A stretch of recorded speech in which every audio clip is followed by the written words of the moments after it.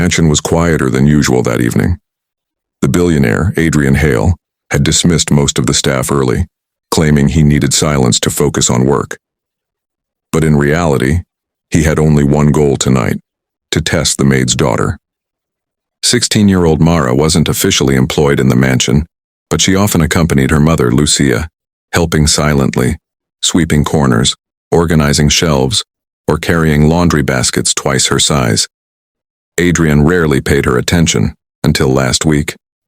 Last week he caught her gently placing her own sweater over his shivering dog, Max whispering, "I'll be fine. You need this more." She didn't know Adrian had been watching from the hallway. He couldn't get that image out of his mind. Who gives away warmth when they barely have enough themselves? Tonight he wanted to truly understand who she was, so he lay on the couch in his study, eyes closed, body still, pretending to be asleep. He left the fireplace dim, a few papers scattered on the floor, and Max curled beside him. Everything looked naturally messy, purposefully messy. At exactly 7:12 p.m., the study door creaked open. Mara stepped in quietly, carrying a basket of towels. She paused when she saw him asleep, her breath catching for a moment. She looked almost afraid to breathe too loudly. Her eyes then fell on the documents on the floor. Slowly, she set the basket aside, kneeled, and carefully lifted each paper. Adrian watched through barely open lashes. She wasn't just picking them up. She was organizing them, arranging them by date, aligning their edges with gentle precision. She whispered softly to herself, "Someone works hard for these, I shouldn't let them get ruined." Then she noticed Max licking Adrian's hand. She frowned.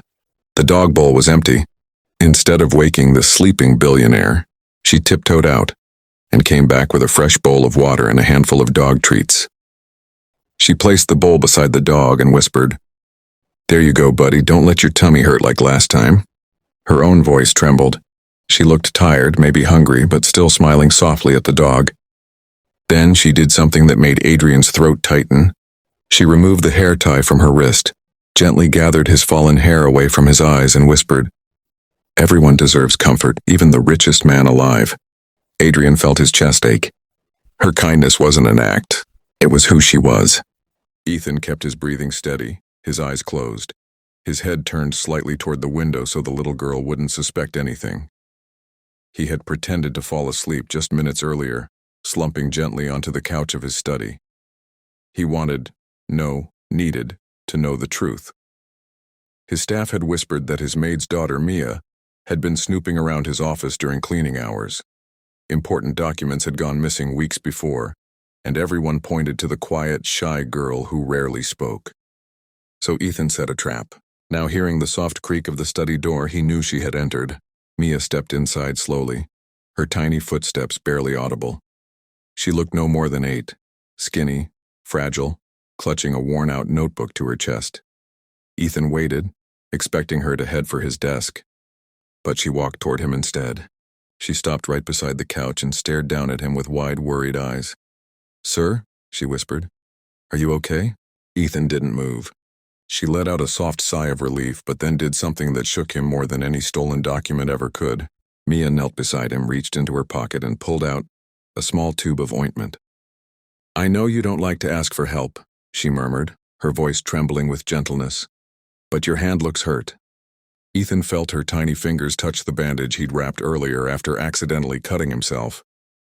She applied the ointment carefully, her touch careful and warm. Then she placed the notebook she carried on the table beside him. It wasn't a notebook at all. It was his missing folder. "I didn't take it," she whispered. "I found it in the hallway last week. I kept it safe so no one else could. I was too scared to give it back. I thought you'd fire my mom." Her voice cracked. "I'm sorry, sir. I'm really sorry." Ethan's chest tightened. She had been protecting him while he had assumed the worst of her. Mia gently covered him with a blanket from the chair. "You work too hard," she whispered, tears glistening. "I hope you feel better soon." She stood, wiped her face, and turned toward the door. Ethan's heart pounded. He couldn't pretend anymore. "Mia," he said softly. She froze, then slowly turned around, eyes wide with fear. "Come here," he said, sitting up. And everything she believed was about to change. When Ethan woke the next morning, He expected to hear the usual soft clatter of dishes or the gentle hum of the vacuum. Instead, he heard nothing. The penthouse was still, unusually still. He sat up, startled by an unfamiliar weight on his chest, a neatly folded blanket. He hadn't slept with one.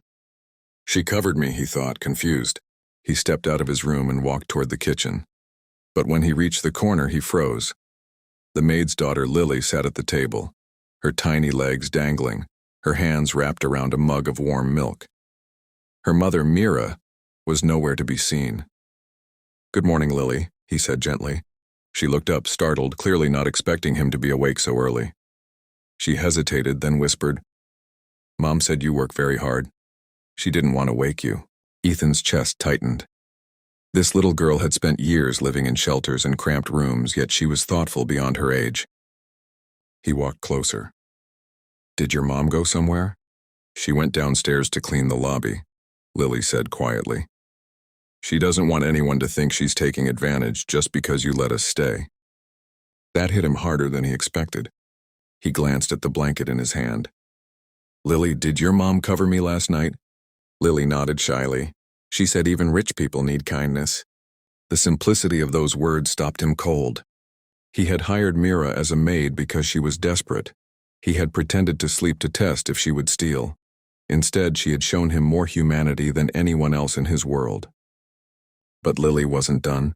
She slipped off her chair, walked to his study, and returned with something small clutched in her hand.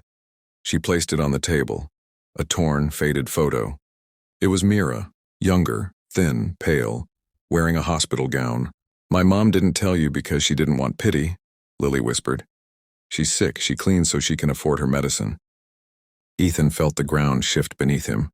The test he had planned suddenly felt cruel, unnecessary, shameful. And in that moment he made a silent vow. He would protect them both, no matter what it cost.